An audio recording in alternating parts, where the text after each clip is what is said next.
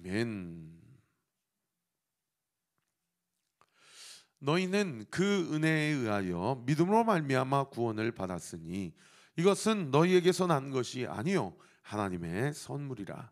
에베소서 2장 6절 말씀. 아멘. 우리 같이 한번 함성해 볼까요? 시작. 너희는 그 은혜에 의하여 믿음으로 말미암아 구원을 받았으니 이것은 너희에게서 난 것이 아니요 하나님의 선물이라. 에베소서 2장 6절 말씀. 아멘.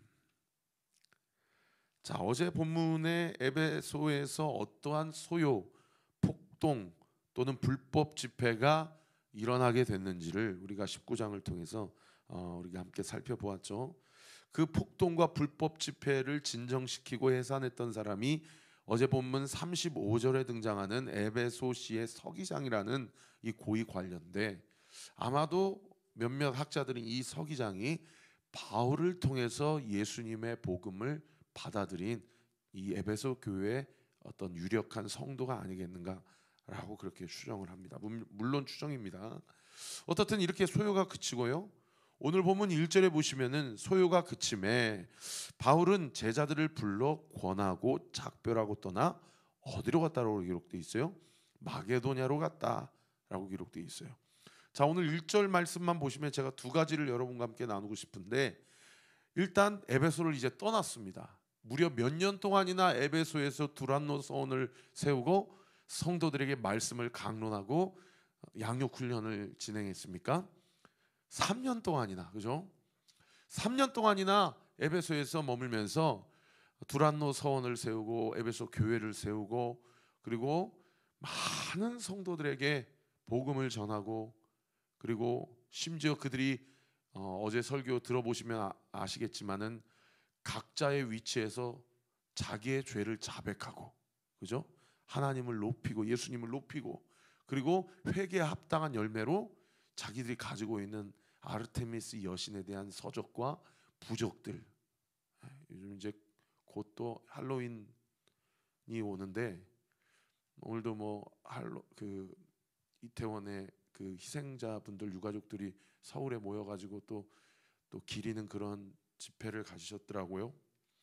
이 할로윈만큼이나 정말 이 어둠의 영과 사탄 마귀의 마치 문화인 것처럼 이렇게 너무 지혜롭고 간교하게 가장을 해가지고, 이 귀신 문화, 사탄 문화가 이렇게 우리 청년들과 청소년들에게 이렇게 정말 아주 간교하게 이렇게 스며드는 문화는 없는 것 같아요. 그 어떤 사탄교 숭배 제사장이었다가 나중에 예수님 믿고 이제 그리스도인이 된 분의 인터뷰를 제가 들은 적이 있었는데, 할로윈 문화에 함께하는 것은 귀신과 하룻밤을 같이 보내는 영적 의미가 있습니다. 이렇게 인터뷰를 한 것을 보고, 정말 이 시대가 주님이 오시는 날이 가까울수록 정말 성도들이 깨어서 기도하고, 그리고 우리 다음 세대들을 위해서 정말 영적인 분별력을 달라고, 뭐가 똥인지 된장인지도 모르고 그냥 문화라고 하니까 그게 다 선진 문화인 것 같고 다 좋은 것 같고 그러지만 결코 그렇지 않다는 겁니다. 그래서 회개에 합당한 열매를 맺고자 그 부적들 서적들을 태워버렸어요. 그랬더니 세상에 그 가치가 은 5만이나 되었다라고 우리가 이번 주에 계속 살펴보지 않았습니까? 그리고 소요가 그치고 바울이 에베소에 있는 제자들을 불러서 권했다. 그러면 무슨 내용을 권했는지 본문이 스킵하고 있으니까 궁금하잖아요. 그런데 제가 이 말씀을 묵상하는데 사도행전 14장 22절 말씀이 생각나더라고요. 거기 사도행전 14장에는 1차 전도여행을 이제 마쳐가면서 사도 바울이 그 소아시아 지역 비시디 안디옥, 또 이고니온, 루스드라, 더베 각 도시에 돌아다니면서 정말 돌 맞고 나중에 자기가 죽었다고 생각해서 시신을 던져버렸던 그 1차 전도여행에 거기서 벌떡 일어나서 다시 루스드라로 가고 더베로 와서 복음 전했던, 그래서 각 도시에 복음을 전하고 교회를 세우고, 그 도시를 떠날 때마다 바울이 거기에 남겨져 있는 도시의 그 제자들에게 무엇을 권하고 그 도시를 떠났는지가 기록되어 있는 본문이 사도행전 14장 22절이거든요. 제가 한번 읽어드릴게요. 제자들의 마음을 굳게 하여 이 믿음에 머물러 있으라 권하고, 또 우리가 하나님 나라에 들어가려면 많은 환난을 겪어야 할 것이니라 라고 권하고, 또 더베를 떠나서 루스드라로 가고, 또 루스드라를 떠나서 이고니온으로 가고, 이고니온을 떠나서 또 비시디 안디옥으로 가고, 그때 각 도시마다 떠날 때 권했던 내용이 바로 이 두 가지 내용이에요. 첫 번째, 예수 그리스도의 믿음에 머물러 있어라. 이 머물러 있다라는 헬라어 언어를 사전을 찾아보니까 이 미완료 현재 진행형 문법으로 표현되어 있어요. 그러니까 예수님과 함께 계속 함께 동행하며 살아가라, 이런 뜻이에요. 절대 멈추지 말고. 이게 첫 번째 바울이 각 도시마다 떠나면서 남겼던 사실상의 유언과 같은 메시지였어요. 그런가 하면 두 번째는 뭐냐? 끝까지 이 길을 걸으면 이 땅에서 잘 먹고 잘 되고 형통해야 되는데, 그런데 세상에 하나님 나라에 들어가려면 많은 환난이 있을 것이다. 내가 그랬던 것처럼. 얼마 전에 어떤 성도님이 저한테 쇼츠를 보내줬는데 그 쇼츠가 되게 재밌었어요. 거기에 어떤 자매가 그 자기 리더, 등대직이죠, 우리 교회로 치면, 자기 리더에게 언니는 그렇게 교회에서 헌신하고 섬기면서도 어떻게 상처 하나 안 받으세요?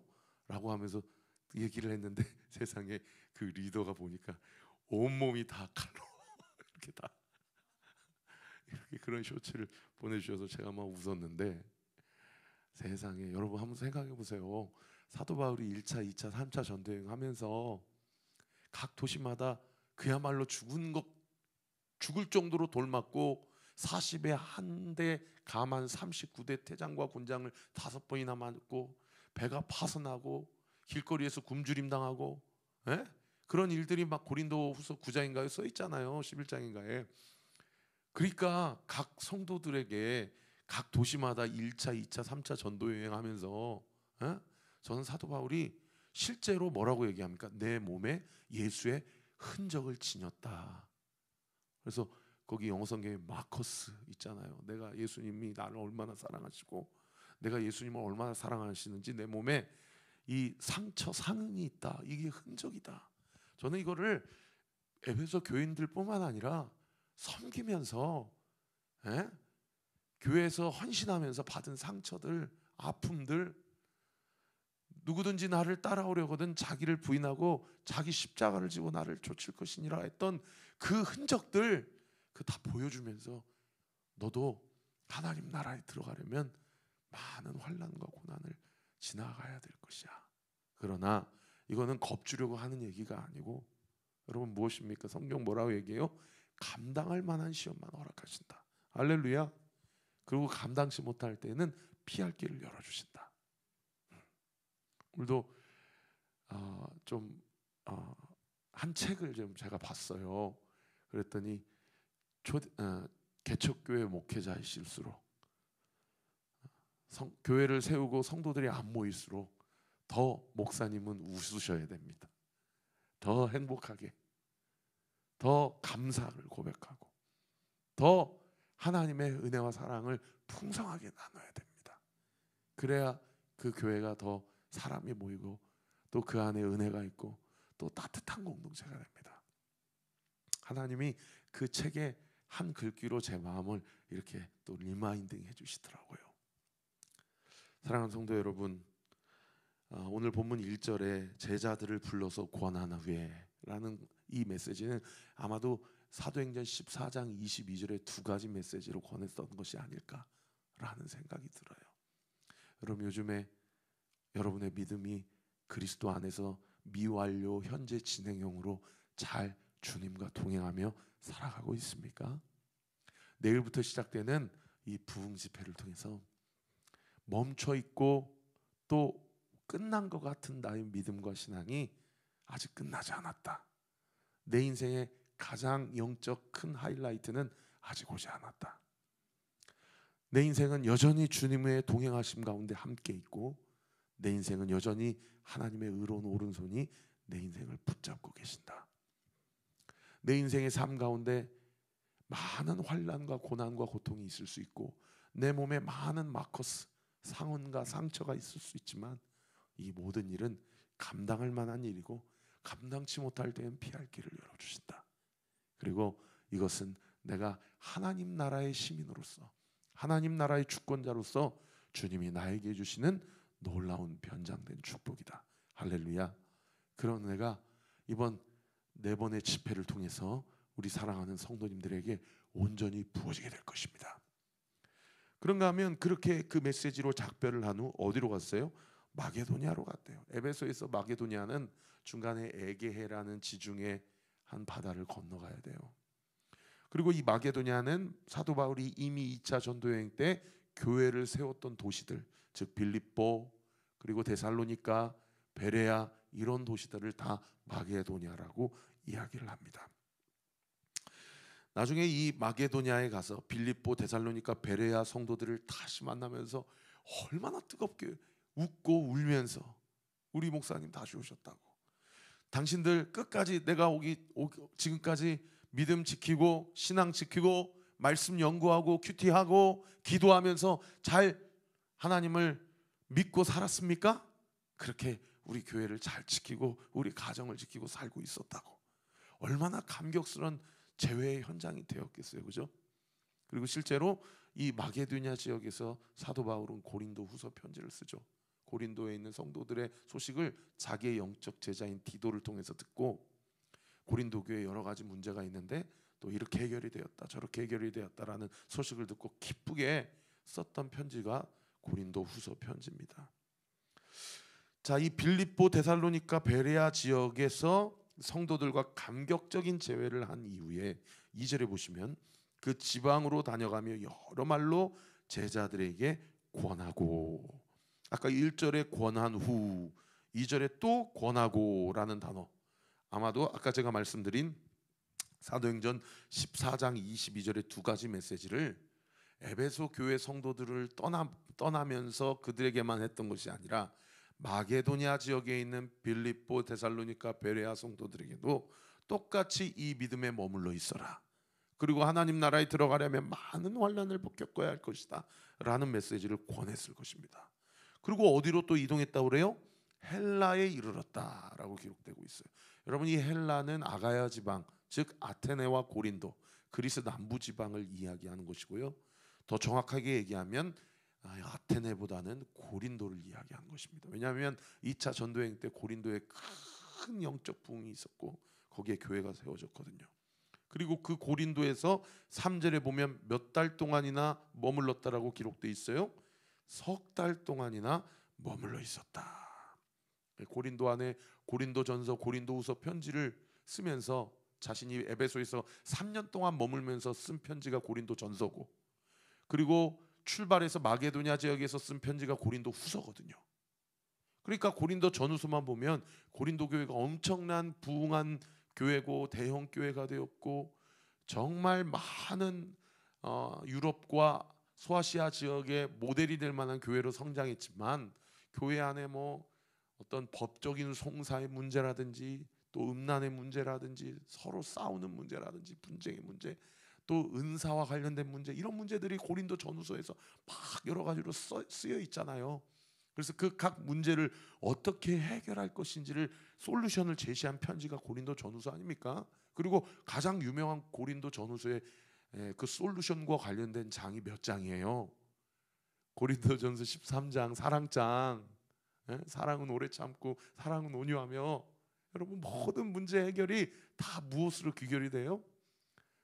예수님의 사랑, 하나님의 사랑.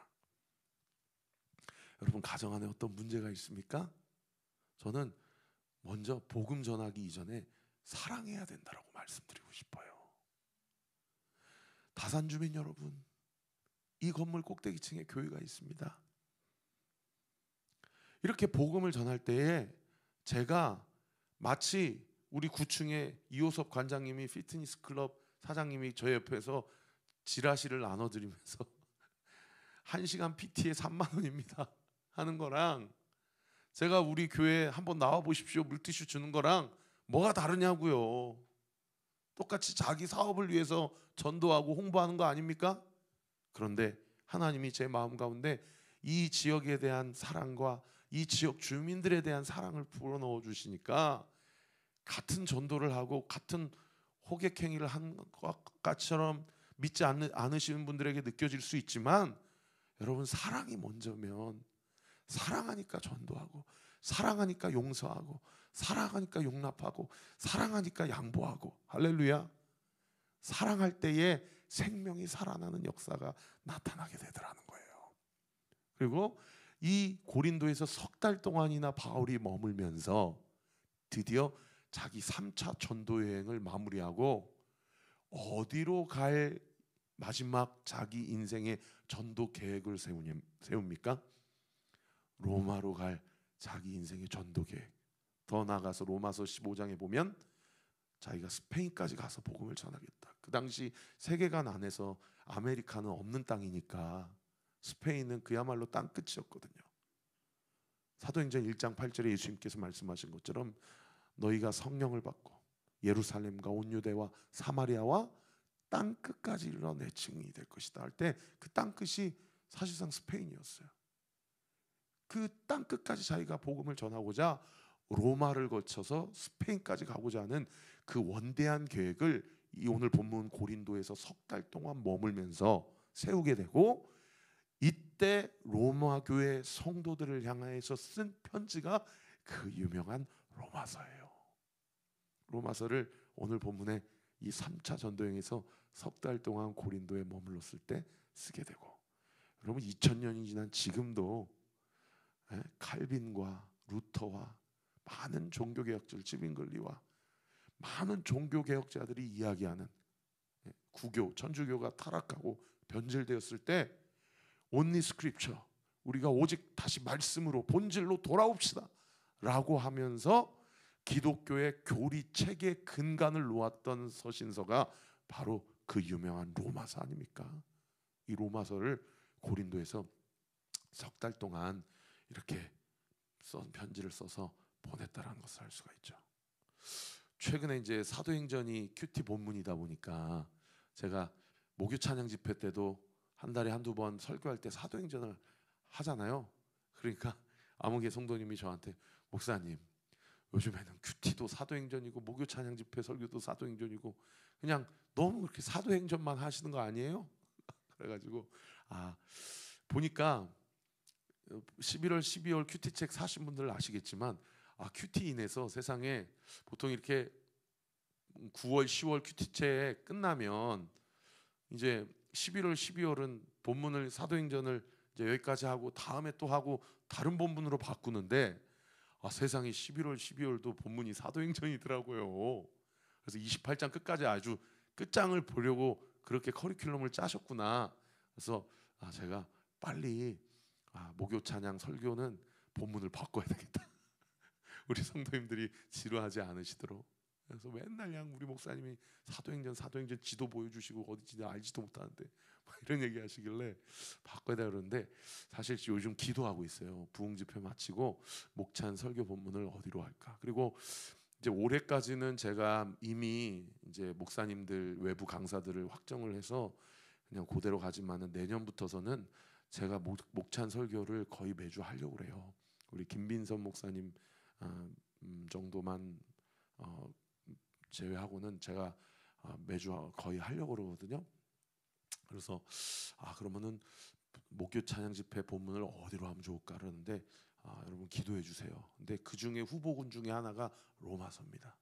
로마서는 이 아브라함 카이퍼라든지 헤르만 바빙크라는 유명한 당대 최고의 신학자들이 자기가 성경 66권 중에 가장 중요한 성경 한 권을 뽑으라고 한다면 나는 가감없이 고민 없이 로마서를 꼽을 것이다 라고 이야기할 정도로 구원의 핵심 영적 원리를 그대로 담아내고 있는 아주 중요한, 성경에서 가장 중요한 한 권을 굳이 꼽으라면 많은 학자들이 꼽는 성경책이 바로 로마서입니다. 근데 이 로마서를 오늘 보면 3절에 석 달 동안이나 고린도에 있을 때 썼다라는 거예요. 자, 그리고 수리아로, 고다음 구절을 보십시오. 배를 타고 수리아로 가고자 할 그때에, 수리아는 어디를 얘기해요? 자기를 파송해줬던 수리아 안디옥 교회를 이야기하는 거죠. 거기로 다시 돌아가서 이제 3차 전도 여행을 마치려고 할 때에 세상의 고린도에서 어떠한 정보를 얻게 되냐? 유대인들이 자기를 해하려고 공모하고 있다라는 소식을, 이게 어떻게 이 정보를 얻게 됐는지 누가가 침묵하고 있어요. 근데 어떻든 이 정보를 얻은 거예요. 지금 지도를 보여드릴 수 없지만 사실은 수리아 안디옥교로 가려면 고린도는 너무 유명한 동지중해와 서지중해를 나누는 가장 군사적이고 교통의 요충지이기 때문에 그냥 거기서 배 타고 바로 수리아 안디옥으로 가면 돼요. 그런데 이 정보를 바울과 그 일행이 얻게 됨으로 말미암아 수로 배를 타고 가지 아니하고 자기가 왔던 마게도냐 북부에 아까 제가 말씀드렸던 빌립보, 데살로니가 그리고 베레아 이 지역으로 육로로 선회하기로 그렇게 결정을 합니다. 그래서 고단 9절 보시면은 공모함으로 마게도냐를 거쳐 돌아가기로 작정하니 4절 아시아까지 함께하는 자는 베레아 사람 브로의 아들 소바더, 데살로니가 사람 아리스다고, 세군도, 더베 사람 가이오 디모데와 아시아 사람 투기고와 드로비보라. 그들은 먼저 가서 드로아에서 우리를 기다리더라. 이 드로아는 어디냐면 이 에베소 위에 있는 이 소아시아 지역, 투르키의 지역이에요. 그러니까 이미 바울이 수로로 가지 아니하고 육로로 북쪽으로 우회하러 가려 할 때 이 바울의 동역자였던 오늘 본문에 나오는 7명의 사람이 그 육로를 개척하고 있었고 바울보다 먼저 빌립보에 가서 배를 타고 드로아에서 바울을 기다리고 있었다는 것을 알 수 있는 그런 대목입니다.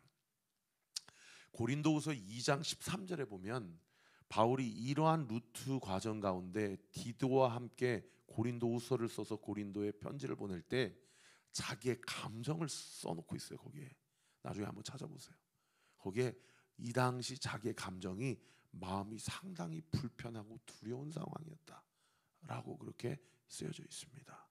그러니까 바울도 얼마나 참 고되고 힘들었겠어요. 그죠? 배 타고 가면 금방 가는데 굳이 또 육로로 우회하는데 제가 한번 지도로 재보니까 무려 730km나 되는 길을 돌아갑니다. 그걸 5주 만에 간 거예요. 그러니까 바울이 얼마나 걷고 또 걷고 또 걸었겠어요. 몸에 여기저기 복음으로 말미암은 상처와 상흔을 가지고. 그런데 아마 바울은 다시 마게도니아 지방으로 우회하면서 또 베레아 성도들을 만나고 또 데살로니가 성도들을 만나고 또 빌립보 성도들을 만나면서 하나님께서 왜 나를 우회하게 하시는지에 대해서 오히려 하나님께 감사하면서 불평, 원망, 낙심하지 않았을 거예요. 여러분, 때로는 빨리 가는 길이 내 인생의 가장 좋은 방법이고 때로는 왜 이렇게 이 방법대로 나의 기도에 응답해 주시지 않느냐고 하나님께 원망하며 불평할 때가 있을 수 있어요. 그런데 오늘 본문을 보면은 바울은 그럴 때라도 하나님께서 바울 주변에 누구를 붙여주셔요?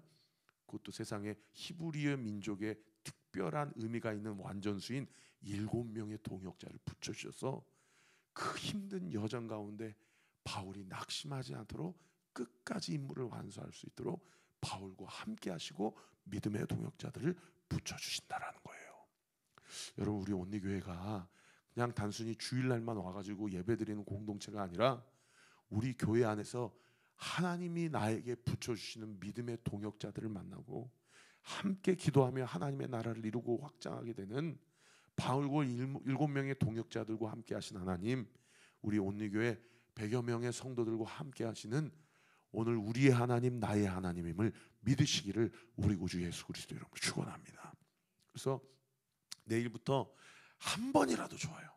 4번 다 참석하면 다 좋고 금요일 밤이든 목요일 밤이든 토요일 오후 2번 중에 한 번이라도 여러분 주변에 좀 낙심한 분들, 그리고 오래 믿다가 지금 안 믿는 분들, 그리고 한 번도 복음을 듣지 못한 분들, 자기 부모님들, 가족들, 또 지인들, 여러분 한 번이라도 좋으니까 한번 우리 교회 와서 복음 들어보고 말씀 들어봐. 그렇게 한번 권면해 보세요. 그래서 내일부터 시작되는 이 본문에 이 자리가 가득 차고 하나님의 말씀 가운데 천국 잔치에 예수님이 뭐라고 저기 하셨어요? 말씀 비유하셨어요. 천국 잔치에 빈자리가 많으니까 가서 병든 자, 저는 자, 이방인, 외국인들 다 데리고 오라고. 감고 나야 내 집을 채워라.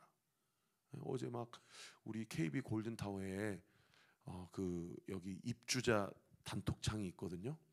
그런데 제가 좀 오버했어요. 그래서 우리 관리 단장님하고 관리 소장님한테만 허락을 받고, 원래는 이 홍보 포스터를 우리 건물에 여기저기 막 붙이면 안 돼요. 엘리베이터에 있는 그런 것도 다 한 달에 얼마씩 돈 내고 붙이고 이러는 거예요.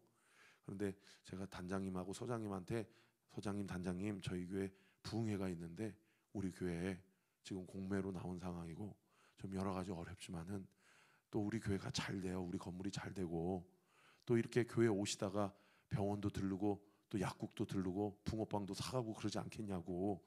그러니까 좀 홍보할 수 있도록 허락해 주세요. 제가 막 그냥 붙이면 안 되니까. 그래갖고 지하 3층부터 막 쫙 포스터, 여기 10층에 다솜이라는 인쇄소가 있거든요. 그분한테 포스터 받으면서도 꼭 그분 전도하고 그래갖고 싹 붙였어요. 그랬더니 세상에 어제 그 단톡창에다가 어떤 사업장의 사장님이 아니 왜 이렇게 정해진 구역이 아닌 곳에 이렇게 붙이냐고.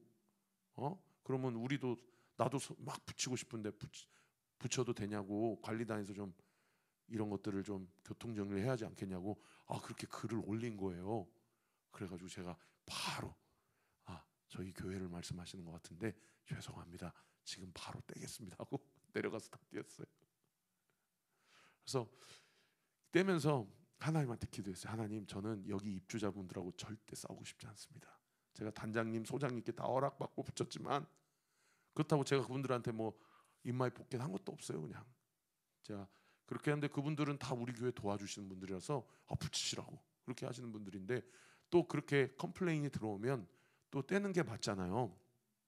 그래가지고 떼면서 하나님께 기도했어요. 하나님, 더 많은 사람들 보내주세요. 그리고 우리 교회가 질서를 잘 지키기 위해서 제가 그냥 납작 엎드리고 사과하고 지금 바로 뛰었습니다. 하나님, 더 많은 사람들을 보내주시고 혹여나 이것이 또 사탄 마귀가 장난치고 우리 교회에 대한 이미지에 대해서 이 건물 내에서 그런 부분들이 있다 그러면 주님이 그 모든 생각과 마음을 주님께서 지키시고 보호해 주세요. 그렇게 기도가 나오더라고요. 여러분, 내일부터 시작되는 집회가 이미 영적 전쟁이 시작됐습니다. 이것을 우리가 영적인 민감함을 가지고 하나님이 이미 그 쌓아두신 은혜라는 성경의 표현이 있잖아요. 나를 위해서 은혜를 쌓아두셨어요. 이만큼 쌓아두셨어요. 할렐루야. 그래서 그 은혜를 우리가 온전히 누리고 받기 위해서는 다른 거 없어요. 우리가 믿음으로 내 입을 크게 열라. 할렐루야. 입을 크게 열면 돼요. 믿음 가지고 열면 돼요. 사르밧 가부가 100개, 1000개 그릇을 갖고 왔으면 그 그릇까지도 다 기름이 채워졌을 거예요. 자기가 알고 있는 것 최대한으로 가지고 왔으면, 그거 2배, 3배 더 갖고 왔으면 그 그릇도 다 채워졌을 거예요. 여러분, 준비한 만큼 하나님이 은혜를, 기름을 폭포수처럼 하나님께서 우리에게 채우시고 부어주실 줄 믿으시기를 우리 구주 예수 그리스도 이름으로 축원합니다. 그리고 6절에 보시면 우리는 무교절 후에 빌립보에서 배를 떠나 5일 만에 드로아에 있는 그들에게 갔어요. 7명이 이미 기다리고 있었어요. 그리고 거기서 며칠을 머물렀대요? 7일 동안을 머물렀대요. 아마도 이 드로아에서 이 수리아 안디옥 교회로 가고자 하는, 예루살렘 교회로 가고자 하는 배를 기다리고 있는 상황 가운데 7일 후에 배편이 있기 때문에 7일을 머물렀다라고 그렇게 추정이 됩니다. 근데 그 7일 동안 바울이 뭐 그냥 가만히 있었겠어요? 드로아에도 교회가 있으니까. 세상에 7절에 보시면은 그 주간 첫날에, 여러분 그 주의 첫날이 오늘날 우리로 얘기하면 무슨 요일이에요? 일요일이잖아요. 주일이잖아요. 여러분 성경에서 처음으로 여기에, 사실 유대인들은 다 토요일이 안식일인데, 그리고 지금도 제7일 안식교는 토요일이 주일이라고 생각하고 그렇게 예배드리는데, 성경에 처음으로 주일에 대한 성경적 근거가 나온 구절이 오늘 이 7절 말씀이에요. 여러분, 왜 초대교회 성도들이 그 주간의 첫날에 예배드렸어요? 금요일 날 주님께서 십자가에 달려 죽으시고 3일 만에 부활하신 날이 주일 새벽이에요. 그래서 초대교회 성도들은 모이면 늘 주님이 가르쳐 주신 자신을 기념하라 하시면서 제정하신 성만찬을 거행하면서 예수님의 십자가의 죽음, 그 자기들이 먹고 마시는 그 빵과 떡과 그 잔을 먹고 씹고 마시면서 예수님이 날 위해서 죽으신 십자가의 죽음을 기념하고 기억하고, 그 다음에 약속대로 사망 권세 이기시고 3일 만에 부활하신 그 날을 기념하기 위해서 초대교회 성도들은 토요일 날 안 모이고 주일 날 모인 거예요. 여러분, 할로윈 제가 아까 말씀드리는데 할로윈 문화를 영적인 관점에서 한번 쭉 보세요. 할로윈 문화의 영적 관점에서의 그들의 어떤 사상이나 생각이나 방향성의 그 정점이 무엇에 귀결이 되냐면 사망 권세 죽음으로 귀결돼요. 할로윈의 모든 문화는 결국 죽음이 결과예요. 그런데 주님은 그 사망 권세 죽음을 자신의 생명의 능력과 은혜로 엎으시고 이기셨어요. 할렐루야. 그리고 살아나셨어요. 초대교회 성도들이 그 주간의 첫날에 그걸 기념하기 위해서 그 다음 구절을 보세요. 서로 떡을 떼려 하여 모였어요. 성만찬을 거행을 하고 주님을 기념한 거예요. 그런데 세상에 그 밤중에 내일 이제 7일째가 되고 배를 타고 가야 되니까 바울이 오버하셨어요. 그래서 밤 12시까지 1시까지 새벽까지 계속 말씀을 강론하고 설교를 했는데 8절에 보니까 9절에 보니까 유두고라는 청년이 창에서 걸터 앉아다가 깊이 졸다가 세상의 졸음을 이기지 못하고 3층에서 떨어져서 봤더니 죽어버렸어요. 여러분, 이 본문을 쓴 저자가 누굽니까? 누가잖아요. 누가는 직업이 뭐예요? 의사예요. 여러분, 의사가 여러분 와서 사망 진단을 해야 그 다음에 장례식이 되는 거예요. 그래서 얼마 전에 김병년 목사님 묘교 찬양 집회 때 설교해 주신 김병년 목사님의 사모님이 식물인간이시라고 제가 말씀드렸잖아요. 그분이 지난주에 돌아가셨어요. 집에서. 그래서 제가 지난주에 장례식장 갔다 왔어요. 그랬더니 김병년 목사님이 저한테 그러세요. 최 목사, 혹여나 어른이든 누구든 집에서 누가 돌아가시면 먼저는 119에 전화하는 게 가장 정확하고 빠르네. 그래서 119가 와가지고 쭉 하고 그 다음에 경찰이 와서 사망 진단을 내려야, 그래야 장례 절차가 들어갈 수 있어요. 그 사망 진단이 정확하게 그 사후 그 죽음과 관련된 이유가 분명하게 의사에 의해서 가려지지 않으면 그거는 이제 조사로 들어가지 장례를 치를 수가 없어요. 의사 누가가 죽었다고 한 건 이건 진짜 죽은 거예요. 여러분, 지금 주일날 초대교회 성도들과 바울이 무엇을 가지고 강론하고 함께 말씀을 나눴겠어요? 성만찬을 하면서 예수님의 십자가의 죽음은 그분은 왜 죽으셨는가?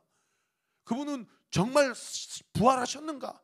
예수님의 십자가의 죽음과 부활을 지금 강론하고 있는데 세상에 말씀 듣다가 한 청년이 죽었어요. 그러니 얼마나 드로아 교회의 영적 분위기가 흉흉해질 수 있는 상황입니까? 그죠? 그리고 드로아 교회가 3층까지 있었다는 것은 그 교회의 공간을 제공했던 그 드로아 교인이 상당히 부자였다는 얘기예요. 얼마든지 흉흉해질 수 있고 이것이 하나님의 영광을 가려줄 수 있는데, 여러분, 바울이 10절에 어떻게 액션을 취합니까? 바울이 내려가서 그 위에 엎드려 그 몸을 안고 말하되 떠들지 말라, 생명이 그에게 있다. 따라합시다. 떠들지 말라, 생명이 그에게 있다. 여러분, 이 말씀을 3일 동안 하나님의 말씀 들을 때 자기 자신에게 선포하세요. 최 목사, 너 지금 네 안에 있는 생각, 네 안에 있는 한계, 네 안에 있는 두려움, 네 안에 있는 죽음에 대한 공포, 네 안에 망함에 대한 공포, 그거 다 떠들지 마. 생명이 네 안에 있어. 할렐루야. 이번 3일간의 집회가 이 생명의 말씀이 선포되고 우리 성도들의 가정과 인생과 우리 교회의 온전한 앞길이 시온의대로로 열어지는 역사가 있게 될 것입니다. 할렐루야. 세상에 그 몸에 올라갔다라는 것은, 여러분, 저도 오늘 말씀 연구하면서 알았어요.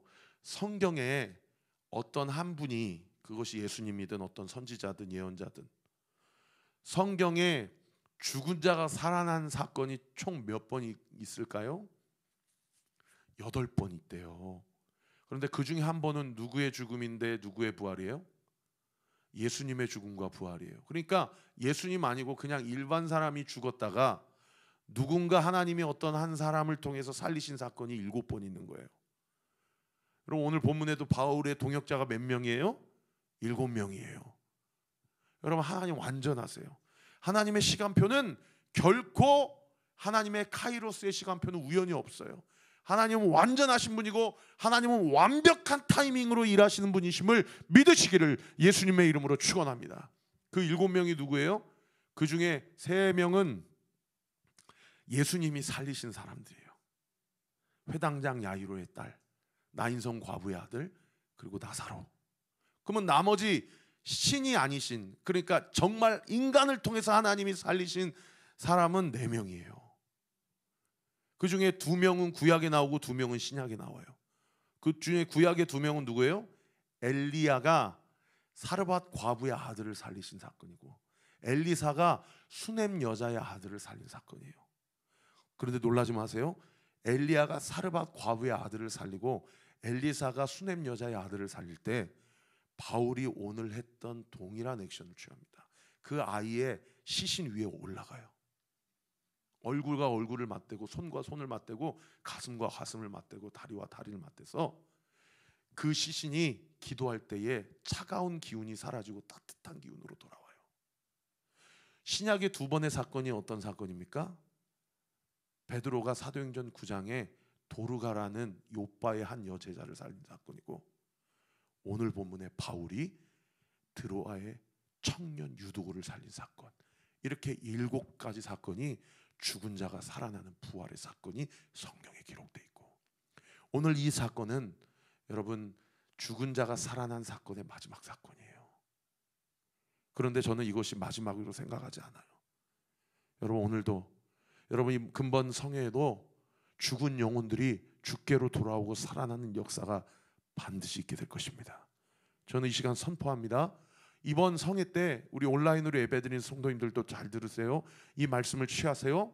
내일부터 시작되는 말씀 선포와 성회를 통해서 죽은 영혼이 살아나는 역사, 생명이 없는 곳에 생명이 부어지는 역사, 죽음과 사망의 권세가 있는 것 같은 그 현장 가운데, 우리의 가정 가운데, 우리의 마음과 생각 가운데, 우리의 주변의 상황 가운데 그 모든 사망 권세가 사라지고 생명의 역사, 살아남의 역사, 에스겔 마른 골짜기에 뼈다리 근육이 붙고 힘줄이 붙고 호흡이 들어가고 생기가 들어가서 하나님 나라의 군대가 되는 역사, 여러분 이번 부흥성회를 통해서 우리 사랑하는 성도들의 구체적인 삶 가운데 일어나게 될 것입니다.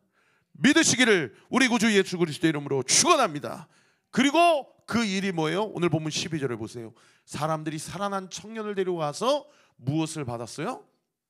적지 않은 위로를 받았대요. 여러분, 우리 교회에 이 위로가 필요한 성도들이 너무 많아요. 성경이 적지 않은 위로란 얘기는 큰 믿음을 받았다는 얘기예요. 오늘 우리 온리교회 성도들의 각 가정과 형편마다 적지 않은 위로와 큰 믿음이 온전히 부어지는 이번 부흥성회 되게 될 줄 믿으시기를 우리 구주 예수 그리스도의 이름으로 축원합니다. 기도하겠습니다.